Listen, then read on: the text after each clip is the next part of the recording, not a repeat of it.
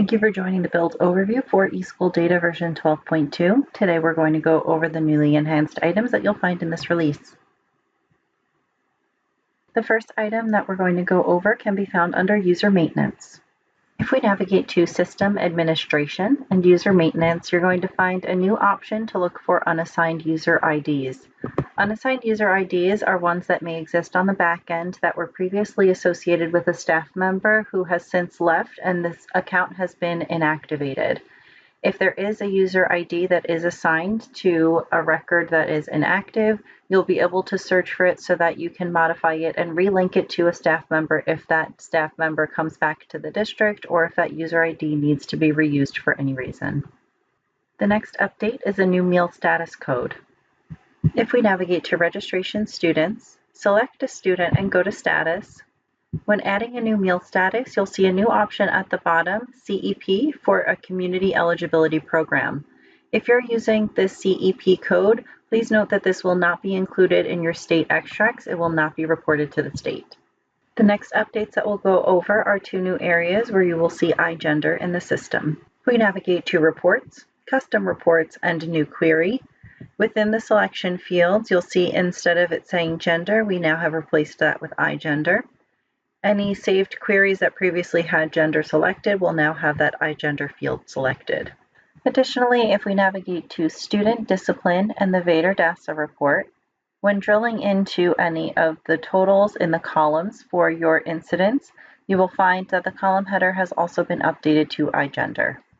The next updates can be found within Guru and our Zaps. Within Guru, underneath the Zaps, if you're creating a new Zap and you select the Custom eSchool Data Zap, you're going to see a new option under your eSchool Data Data Files. Down at the bottom, there is a new file type for student user-defined fields so that you'll be able to export user-defined fields within the custom export. Additionally, within the student information export, there has been a column that's been added to include the student's alternate ID. Additionally, underneath the Clever Zap, you'll find a new option down at the bottom for Use Grade 13 instead of Ungraded for UG students. Currently, when UG students and UGS students are exported, they come out as ungraded.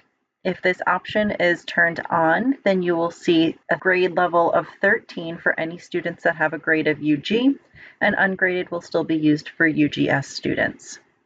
And the final updates are for Guru notifications. If we navigate to Guru Notifications, you'll see a new body area where you can customize the notification that gets sent out. In order to be mindful of student security and PII, we want to make sure that districts have the ability to fully customize the notifications that go out. So with this release, you'll want to come to your notifications to create your message template that you want to go out, and you can opt to include the student's name, the ID number, any other of these selectable fields, as well as a full message that can be sent out. You may see some new options underneath frequency for some of these to allow you to run them on a more real-time basis. And you'll also see an additional area to select a channel. This is in order to prep for the mobile notification release that will be coming. By default, the email channel will be selected so that email notifications will continue to go out. If you wish to also have notifications that come up within the notifications icon in here within Guru, then you can also turn on these web push notifications.